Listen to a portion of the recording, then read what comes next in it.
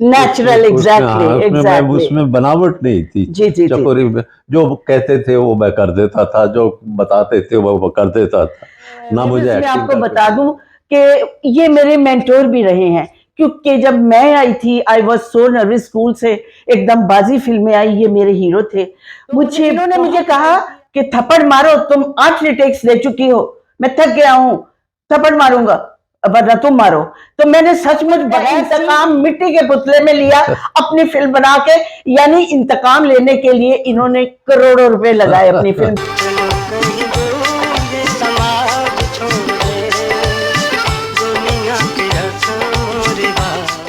मैं जो शायद कभी होता तेरा तेरा कहता। बिस्मिल्लाहिर्रहमानिर्रहीम। हाय व्यूअर्स, अस्सलाम वालेकुम। I am very excited today, क्योंकि कुछ दिन ऐसे होते हैं और कुछ लोग ऐसे होते हैं कि इंसान अपने जज्बात पे काबू नहीं रख सकता। मेरी पहली फिल्म बाजी, और उसमें मेरे साथ 2 सुपरस्टार थे। I was just new Qamar and that was my debut film.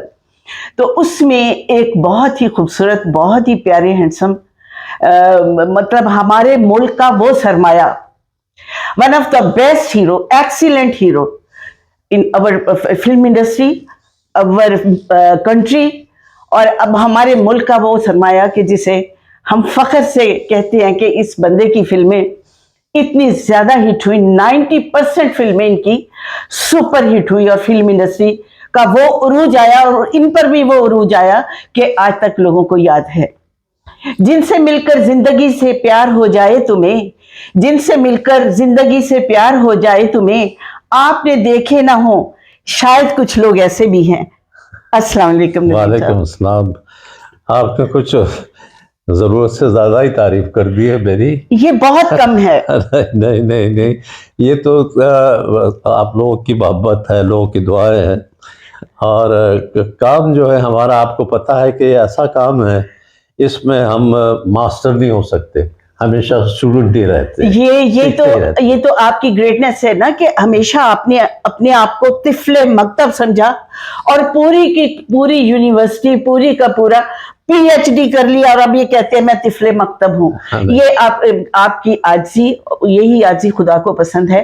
तो मैं कहूंगी कि इतने उरूज के बाद, इतना माशाल्लाह राइज देखा आपने, उसके बाद फिल्म इंडस्ट्री का डिक्लाइन शुरू हुआ।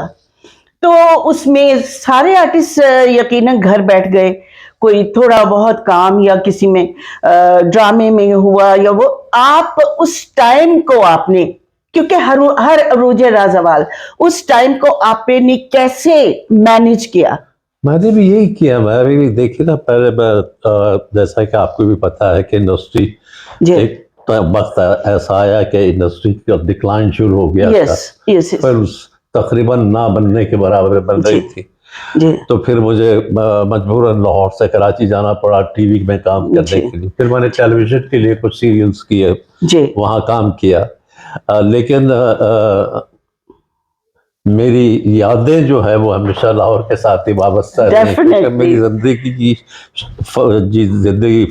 जिंदगी की शुरुआत जो है वो लाहौर से, ढाका से लेके लाहौर से शुरू हुई, और फिर बरसों मेरे यहीं गुजरे। जी जी जी। तो फिर वही मैं वहाँ टीवी पे काम किया, और फिर मैं दरमियान में वापस आने लगा था लाहौर। तो फिर वो कोरोना आ गया। हाँ। उसकी वजह से फिर मैं रुक गया। तो अब मेरा फिर इरादा है कि लाहौर वापस आ सकूं। आप आ जाएं, क्योंकि जो हमारी इस वक्त उजड़ी हुई वीरान फिल्म इंडस्ट्री है, उसमें कोई तो खूबसूरत पानी का स्प्रे हो और उसमें ताजगी आए, जैसे फूल तरोताजा हो जाता है। आप देखे ना, हम लोगों का जो काम है वो टीम वर्क है। टीम वर्क है।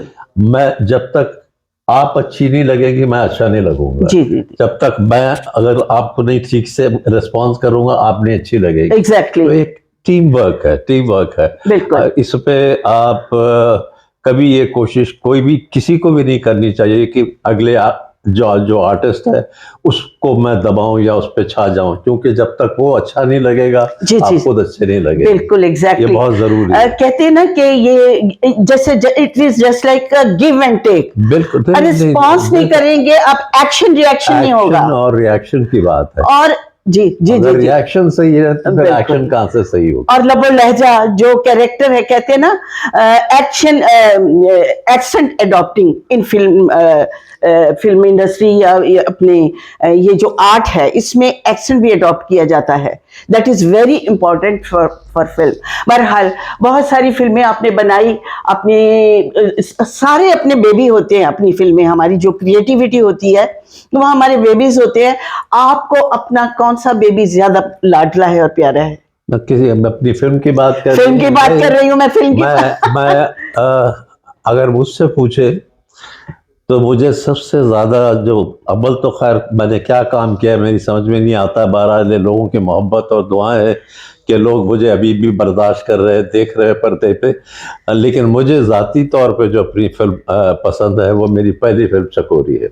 Undoubtedly undoubtedly. वो क्यों, उसकी वजह मैं बताऊं जी कि चकोरी में मैं जब आया तो मुझे कोई एक्टिंग वगैरह का कोई तजुर्बा नहीं था, कुछ नहीं था जी। तो उसमें मेरे ख्याल से मैं बिल्कुल नेचुरल था।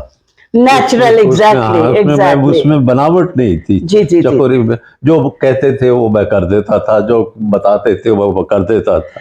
ना मुझे एक्टिंग का कोई तजुर्बा था उससे पहले, ना मैं किसी एकेडमी में गया था, ना मैं कहीं सीखा था। तो एक सीधी सादी फिल्म थी वो फिल्म। मुझे अब भी मुझे वही फिल्म अच्छी लगती है। बिल्कुल एग्जैक्टली। आप पे ये इल्जाम है कि आपने एक शरीफ आदमी के साथ, एक निहायत अच्छे आदमी के साथ और एक शानदार फनकार के साथ ज्यादती की, और उस पे आपने दूसरे एक सिंगर था उस पे आपने एक्टर को सिंगर को आपने इग्नोर किया। वो ज्यादती का आप मुझे हिसाब दें कि आपने नजीर बेग को नदीम के हवाले करके नजीर बेग को क्यों इग्नोर किया? नहीं, नजीर बेग कभी भी इस काबिल नहीं था कि उसको बाकायदा सिंगर कहा जाता।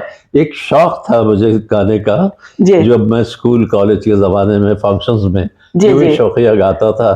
बल्कि चकोरी में भी मैंने पहले गाना गाया है, इसीलिए तो मैं कह रही हूँ अपने लिए नहीं गाया। जी जी जी, वो किसी और के लिए गाया था। अजीम साहब उसके हीरो थे जी, और वो गाना मैंने उनके लिए गाया था और मैंने अपने ख्वाब में भी नहीं सोचा था कि वो गाना मुझे पे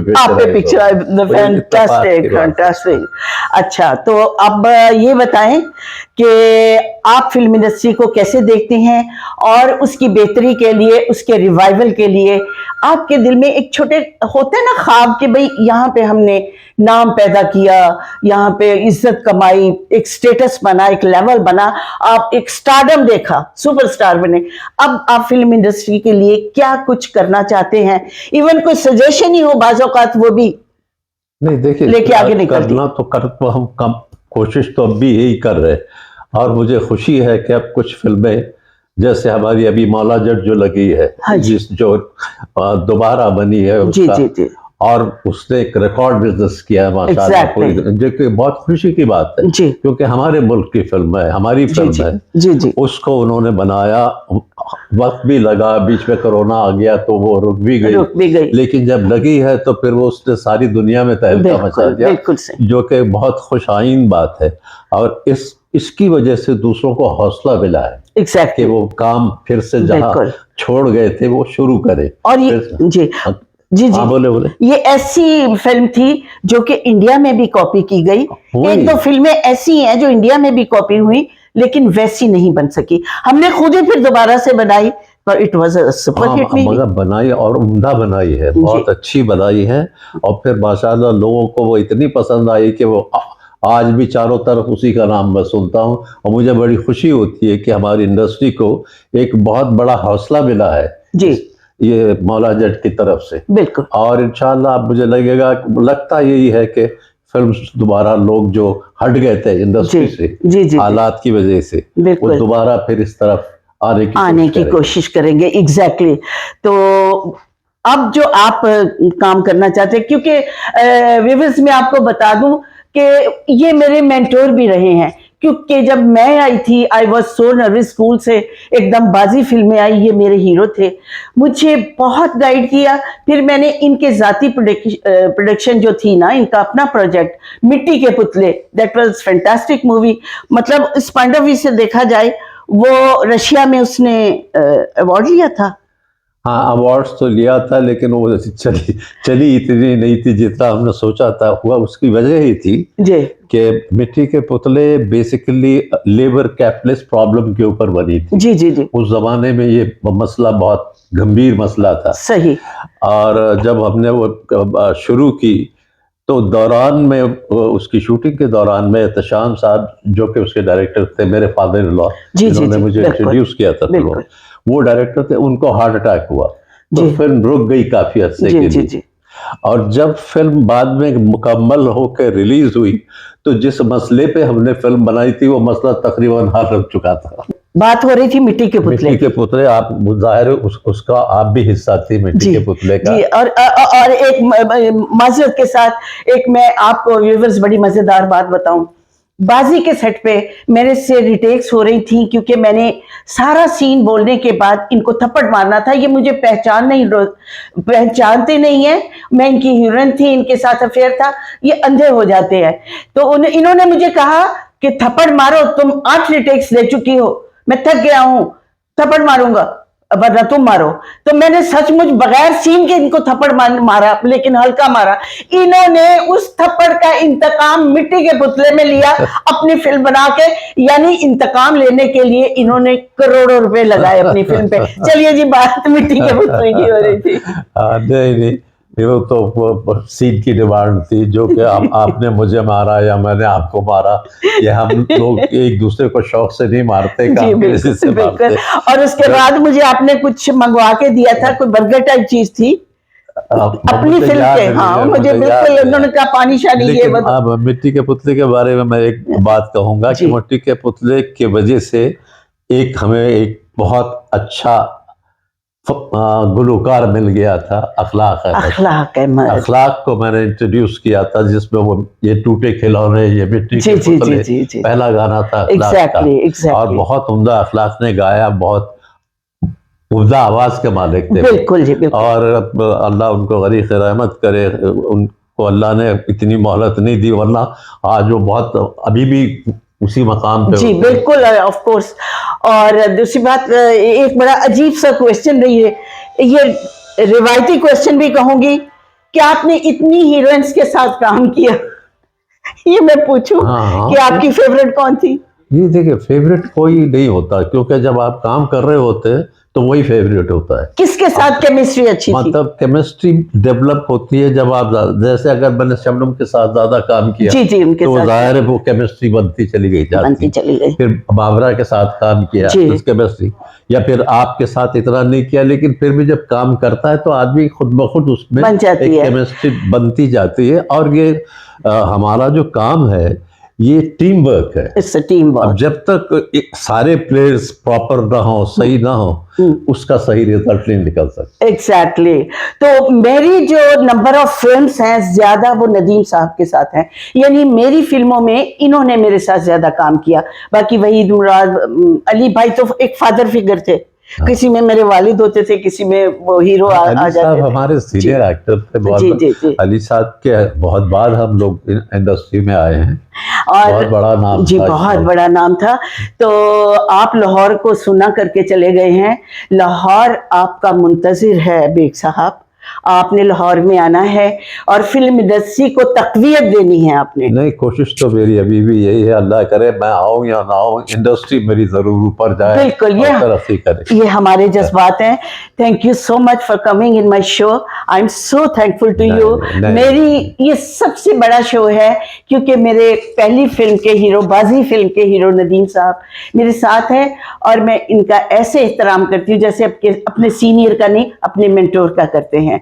thanks a lot once again. आपका बहुत बहुत शुक्रिया। ये आपकी अखलाक और आपकी मोहब्बत है, जो इस तरह से आप अपने आप को कह रही, ये मेरे लिए भी बहुत खुशी की बात है। मेरे लिए एक्सट्रीमली ऑनर्ड। आपका भी बहुत बहुत शुक्रिया। Thanks a lot.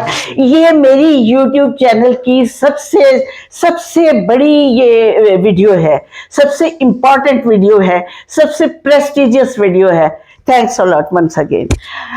व्यूअर्स, अब अपनी निशो को इजाजत दीजिए। नेक्स्ट वीडियो इसी तरह की, इतने बड़े स्टार अगर नसीब हो गए तो मैं लेकर आऊंगी। आज तो ऐसे लगा जैसे ड्रीम कम ट्रू हो गया। Thanks a lot. खुदा हाफिज।